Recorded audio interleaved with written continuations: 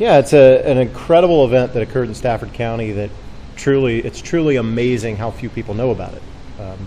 When I was in school, I learned that flight started with the Wright Brothers, and that in 1903, these two bicycle manufacturers decided to get into aviation and almost single-handedly solve this problem. And as we started really studying what happened in the 1890s, and in particular in Stafford County and related to aviation, we kind of learned a lot more of the story. That while the Wright brothers ultimately were the ones who achieved powered manned flight, there was a lot of work done before that, and a lot of that in Stafford County that contributed towards the global effort to solve heavier than air flight.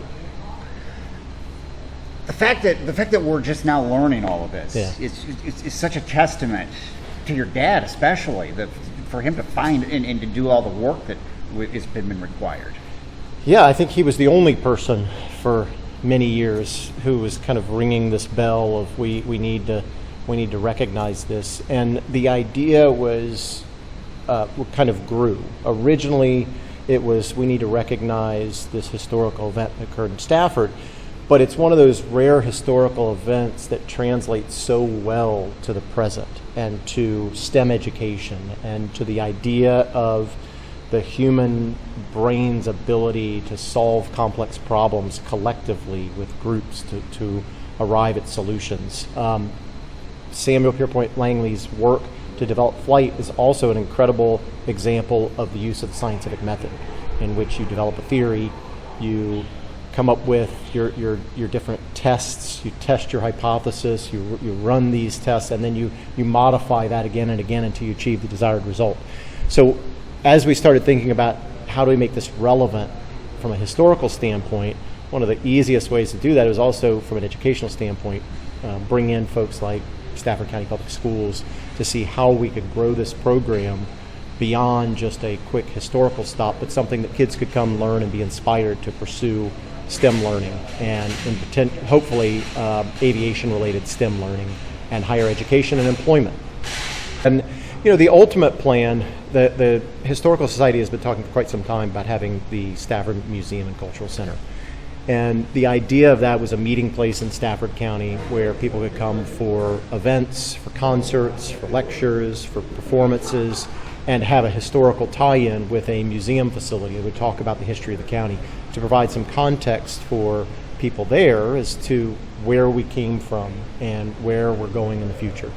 And so this idea here in coming up with the idea to install the Langley Aerodrome at this time, we needed a facility that was climate controlled, that had bathrooms that already existed, and incredibly, the Stafford Regional Airport stepped up and said they would be willing to host this.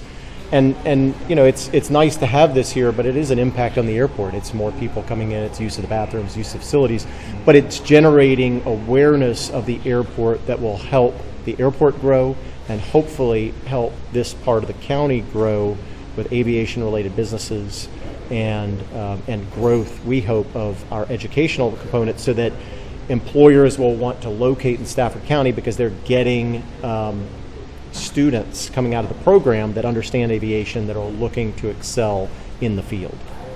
And the community gets their first chance to see this next weekend. That's right. So May 11th is when we're going to have the grand opening for the community. Our open house is from 11 to 4. It's free.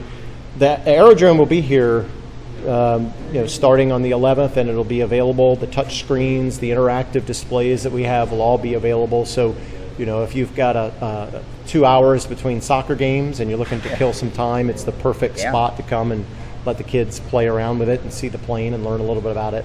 But yes, that open house will also feature the Historical Society will be there with a table, but we have games and activities for kids. We have cell phone controlled paper airplanes and a bunch of other things that we're going to have here with some food and some drinks so that folks can learn a little bit about it. And then we're thinking every half hour or so we're going to just do a quick 5 to 10 minute public presentation. We'll bring the aerodrome closer down to the floor and explain what it is, how it worked, and what it achieved in 1896.